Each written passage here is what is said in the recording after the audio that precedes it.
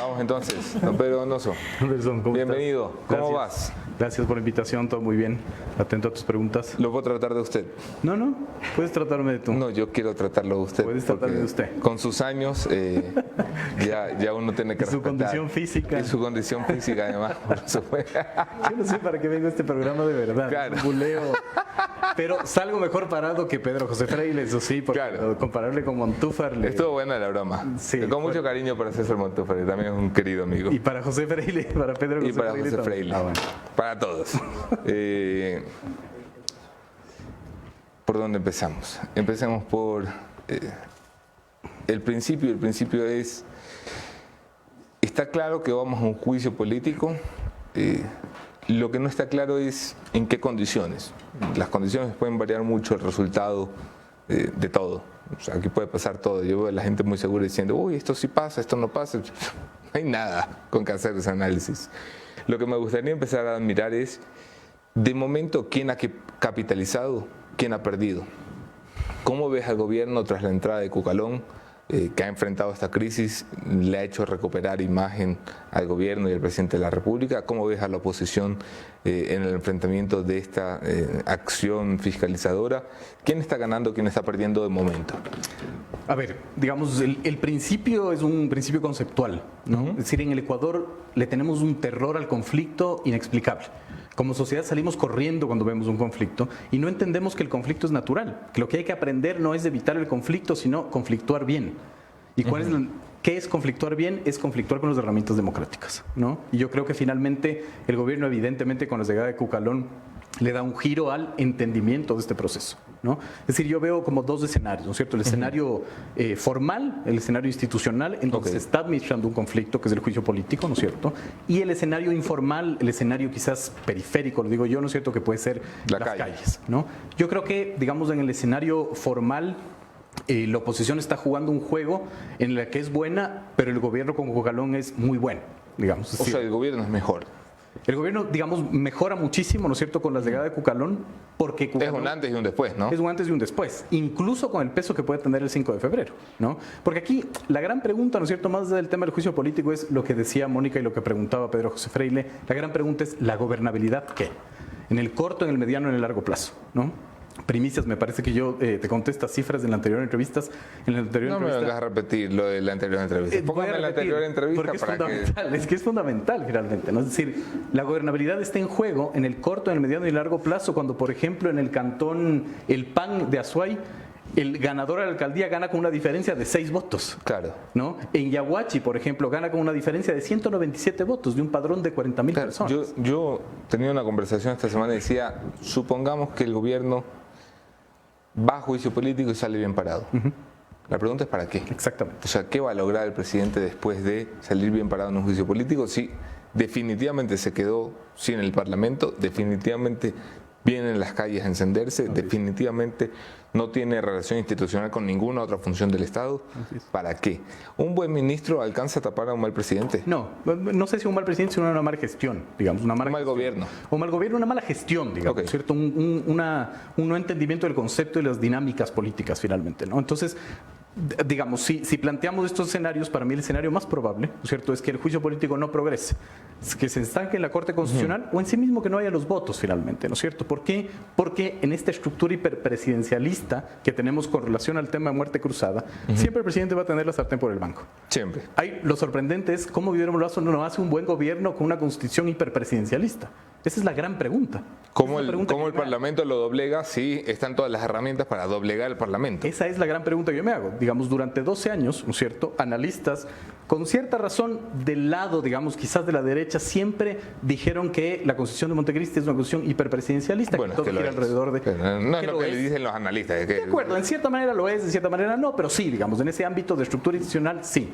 Digamos, la gran pregunta es cómo, ¿no es cierto?, no puedes aprovechar esa arquitectura institucional a tu favor. Esa es una gran pregunta que hay que hacerse, finalmente, ¿no? Pero ¿cómo la podría utilizar? Digamos, por ejemplo, la presión de poder gobernar y poder hacer política pública, ¿no es cierto?, con la mayoría de herramientas que tiene el Ejecutivo, por ejemplo. Es decir, mucho se ha dicho, la Asamblea bloquea al Ejecutivo, la Asamblea bloquea al Ejecutivo. Vamos casi 2 años sin reglamento de la ley de tránsito, por ejemplo. ¿Y de quién es esa responsabilidad? Claro. Entonces, la política pública, cambiar la vida de los ciudadanos, no depende del legislativo, finalmente. Depende de una ejecución, finalmente, del Ejecutivo, ¿no? Has planteado muy en el arranque lo más importante, que yo lo quería dejar para el final, pero ya que eres demasiado inteligente para nosotros, déjame plantearlo ahora. Las calles. Todo el mundo está mirando la Corte Constitucional, todo el mundo está mirando la Asamblea, todo el mundo está mirando el juicio y nadie está viendo venir la marea de verdad. El maremoto que se está armando por debajo, el cabreo colectivo, nos agarra en el mes donde la clase media va a acordarse del presidente, no en el mejor de los sentidos porque paga impuestos, y el sablazo a la clase media, con el perdón del término estricto y preciso que estoy utilizando, es brutal, es algo que genera, no hay órgano más sensible en el ser humano que el bolsillo. Totalmente. Las calles se pueden resolver, ves a alguien en el gobierno diciendo aguanta tantito. La asamblea es importante, pero más importante son las calles. Yo creo que ese es el escenario débil para el gobierno, digamos. Sí, yo creo que el ministro Cucalón, su terreno es el terreno de la institucionalidad. Es decir, él puede moverse perfectamente en relación con los partidos políticos.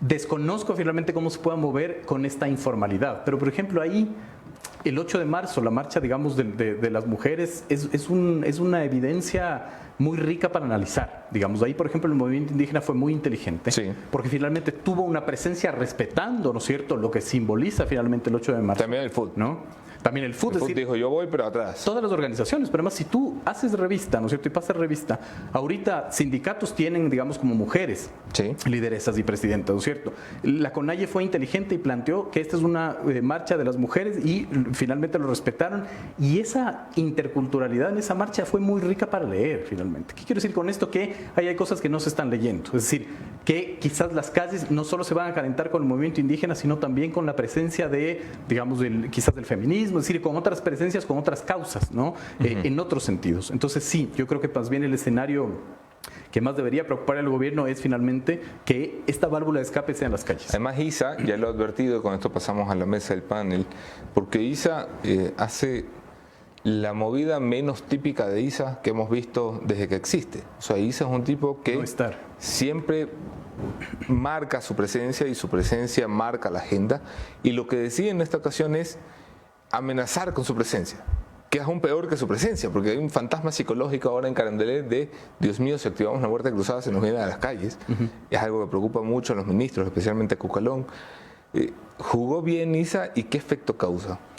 Es impresionante finalmente, porque además ISA, digamos, como líder social, etcétera, tiene su reputación, su respaldo, pero ISA también es producto de Lazo. Es decir, cuando Lazo, digamos, en esas declaraciones habla del triunvirato de la conspiración, finalmente lo pone en el mismo nivel de líderes políticos, digamos, como Nebot, como Correa, crea finalmente el fenómeno ISA. No estoy desconociendo su trayectoria, pero, digamos, lo plantea ya como un interlocutor absolutamente legítimo, ¿no? Y creo que ahí, digamos, lo eleva de perfil. Y claro, es súper interesante cómo el gran ausente finalmente en estos procesos de 15 días ha sido Leonidas Issa, solo con palabras finalmente, ¿no? Entonces, creo que es un fenómeno interesante. Voy a hacer una pausa informativa a la entrevista para que pongan en pantalla el siguiente comunicado. Es un comunicado que ha salido al aire mientras estamos teniendo la discusión con Pedro Donoso sobre la crisis institucional del Ecuador. Un comunicado titulado "El juicio va". El informe de una comisión no es lo mismo que la petición de un juicio político. La petición de juicio está en firme y será presentada a mediados de marzo. El Ecuador se merece la verdad, sin injusticia, complicidad o impunidad. Mira las firmas, que es donde está lo relevante. Virgilio Saquicela va de frente. El presidente de la Asamblea Nacional se anima a firmar el comunicado de que el juicio político se convertirá en realidad. Mira quién firma por el Partido Social Cristiano. No solamente es el jefe de bancada, Esteban Torres, sino que además es una de las fichas que podría terminar incluyendo el PSC para la interpelación de frente y no de espaldas como ha acostumbrado en los últimos 30 años. Quitando el gobierno de Rodrigo Borges, donde sí fueron de frente. Rodrigo Fajardo, de la Izquierda Democrática, estuvo en la comisión. Es evidente que era el voto de la Izquierda Democrática que iba a respaldar el juicio. Mauricio Zambrano, de Unión por la Esperanza, de UNES, que tiene 48, no 47, como algunos medios dicen, 48, porque sumaron a Egner Recalde. Y aquí está la pata floja de comunicado, Mireya Pazmiño por Pachacuti Conalle, que no representa ninguna de las dos. Mireya Pazmiño es un alfil de ISA, que no es lo mismo que ser un alfil del Pachacuti. ¿Qué nos quiere decir este comunicado? Pero no se disculpa que te aborde así. No. Pero acaba de salir esto. ¿Qué significa? ¿Qué lectura le das? No, digamos, supremamente importante porque te está planteando que los bloques mayoritarios, ¿no es cierto?, van por el juicio político. Independientemente de aquello, ¿no es cierto?, una cosa es ir por el juicio político, otra cosa es que hayan los votos. Esa es otra discusión. A mí me parece muy interesante también la firma de Pachacuti Conalle. Claro. No, es como, si no es Pachacuti, es Conalle. Es decir, si claro. no es Pachacuti en la asamblea, es Conalle. La expulsaron de la bancada del Pachacuti, pero no la pueden expulsar de la Conalle. De acuerdo, pero además si no es Pachacuti en la asamblea, quizás sea la Conalle en las calles. Eso es lo que de una u otra manera. Además, si hay una persona que representa a Leonidas Issa en el Parlamento, es Mireya Pazmiño. De acuerdo. Entonces, creo que finalmente, digamos, hay muchísima agua que tiene que correr debajo del puente en el tema institucional. Ok, vamos a pasar con las preguntas inteligentes. Jefferson Sanguña y Mónica Velázquez. Pedro, ¿cómo estás? Buenos días, gracias por aceptar la invitación. En este contexto del comunicado, ¿cómo ves tú que se van configurando las fuerzas políticas en la Asamblea Nacional de la oposición? Porque bien decían ustedes, y también comparte esa lectura, por ejemplo, no es del Pachacuti completo, es Mireya Pazmiño representando a Leonidas Issa, no es la izquierda democrática completa, es la que el presidente de la izquierda democrática dice que no son la postura oficial. Entonces, ¿cómo ves que se va configurando? ¿Es una fuerza, digamos, contundente de la oposición dentro de la Asamblea Nacional o son patadas de ahogados de las distintas fuerzas políticas dentro del legislativo? O sea, digamos, yo creo que el escenario más probable es que el juicio político fracase. Y que el juicio político fracase y ese fracaso sea el detonante para las calles. Yo creo que ese es el escenario más, digamos, altamente probable. ¿Y por qué lo planteo? Por lo que tú has dicho. Es decir, una cosa es un comunicado en donde finalmente el juicio político va porque va, pero ahí no dice la destitución va porque va. Son 92 votos que hay que conseguir finalmente. Y cuando tenemos dudas hay que regresar a ver la historia. Es decir, junio del 2022 nos dijo que finalmente conseguir 92 votos para, ¿no es cierto?, la muerte cruzada de parte de la Asamblea es muy complejo. Y de todas maneras, así exista juicio político, así exista una intención de destitución, la muerte cruzada está. Entonces, digamos, la institucionalidad para mí, digamos, no va a ser la salida de Guillermo Lasso. Pero, por ejemplo, te dices, claro, al final del día se necesitan 92 votos para que se dé el posible juicio político al presidente. Pero por otro lado también dices, esto se podría trasladar a la calle si es que pase lo que pase dentro de la Asamblea Nacional. Pero, ¿tanta representatividad crees que tenga la Asamblea Nacional para que eso se traslade hacia las calles? Porque al final del día la Asamblea Nacional tiene menos de la aceptación del gobierno nacional. Entonces, ¿qué tanto representa la Asamblea para que su pésimo accionar y su pésima gestión se traslade en el descontento popular? Es que finalmente el descontento popular, ¿no es cierto?, tiene que buscar una válvula de escape. O sea, no tiene nada que ver aquí la Asamblea. Sí, okay. El descontento popular, digamos, está ahí latente, ¿no es cierto? La Asamblea intenta hacer esa válvula de escape para desfogar ese descontento popular, pero si no es esa la válvula de escape, digamos, irreductiblemente serán las calles, ¿no? Y al final del día, digamos, la institucionalidad, ¿cómo queda el país también? Porque si bien es cierto, el gobierno nacional hoy por hoy está acusado de contundentes actos de corrupción alrededor de su círculo cercano, por otro lado también está esto que muchos de las personas que generan opinión pública dicen, primero la institucionalidad antes de nada. ¿Va por ahí la lectura? Es decir, ¿es justificado o qué tan injustificable es el argumento de la institucionalidad con el mal accionar de un gobierno nacional? Es que, digamos, los analistas nos podemos sentar a hablar ahora sobre la institucionalidad, que los conflictos están ahí y el conflicto necesita, digamos, ser administrado.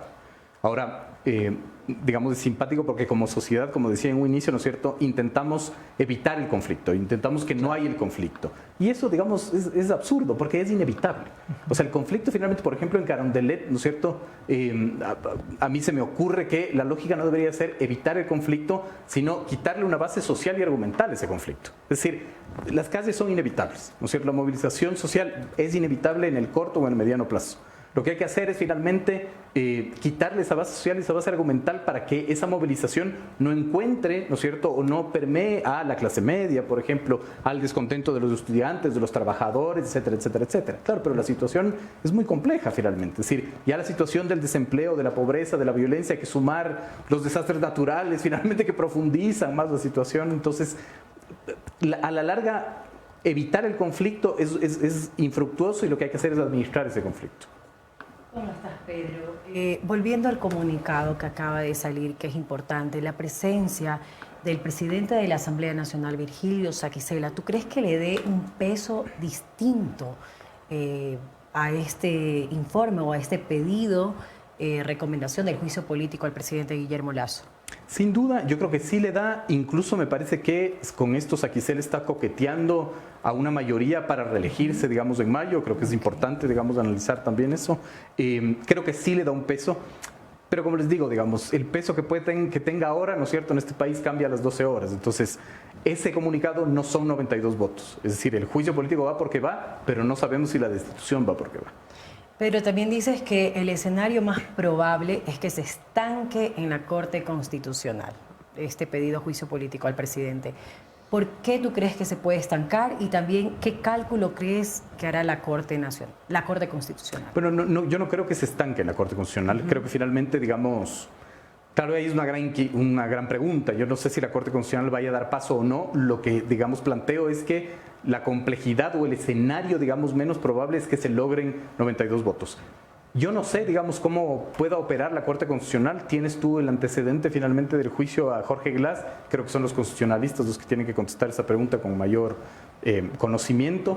Pero claro, independientemente de lo que suceda en la Corte Constitucional, finalmente el tema es el post hecho político, ¿no? Es decir, creo que hay que analizar mucho el post, qué va a suceder después, independientemente de que si Lasso se salva o no. Si Lasso se salva o no, aún hay gobierno, aún hay país, aún hay cosas que administrar, y esa es la gran pregunta. Claro, y finalmente también hablamos de la muerte cruzada, que es la última salida para evitar el enjuiciamiento político al presidente. En este caso, ¿cómo sería ese periodo? ¿Y cuánto tiempo más o menos demoraría? ¿Y quién sería directamente el beneficiado? Esa es una gran pregunta. Yo creo que ese, digamos, el momento en que por obligación o por inspiración Guillermo Lasso convoque a la muerte cruzada es finalmente aceptar, digamos, ser un gobernante de transición, diría yo, ¿no? Es decir, es aceptar finalmente que su gobierno fracasó y que lo que tiene que hacer es gobernar 6 meses, intentar, digamos, plantear su plan de gobierno en decretos ley con urgencia económica, ¿no es cierto?, qué sé yo, reforma de las leyes laborales y tener que administrar el conflicto en la calle, finalmente, ¿no? Pero es aceptar, ¿no es cierto?, y aceptarse como un proceso y un gobierno de transición. Creo que sería una de las preguntas que le van a hacer en la mesa, una de las discusiones que van a tener en la mesa de decisión de una posibilidad como esa, va a ser indudablemente, tenemos la fortaleza para resistir 6 meses sin asamblea, con plenos poderes, con las calles calientes. Lo que pasa es que el momento que tú convocas a la muerte cruzada, sucede el fenómeno que sucedió en diciembre, enero ahora. Que se desfoga. No solo que se desfoga, sino que los movimientos políticos están en campaña. Okay. Entonces, digamos, por ejemplo, el movimiento indígena paralizó todo lo que tenía que paralizar en el proceso eleccionario, porque le interesaba finalmente no ensuciar el proceso eleccionario con movilizaciones, ¿no? Entonces, puede ser que reduzcas la tensión. Evidentemente, tensión va a haber. Evidentemente, digamos, vas a tener que administrar el conflicto, pero por lo menos ya puedes enfocarte en uno de los ámbitos del conflicto, ya no en los dos, que es el institucional y las calles, por ejemplo. Pero no sé, tengo que terminar la entrevista por motivos de tiempo, pero siempre es un gusto conversar contigo con la claridad y lucidez que nos tienes acostumbrado. Gracias por estar aquí. Gracias por la invitación. Ok. Bien, pudieron ustedes escuchar a Pedro Donoso, uno de los analistas políticos más importantes del país, que también nos da esta lectura mucho más clara y lúcida de lo que está hoy por hoy atravesando el Ecuador en materia política.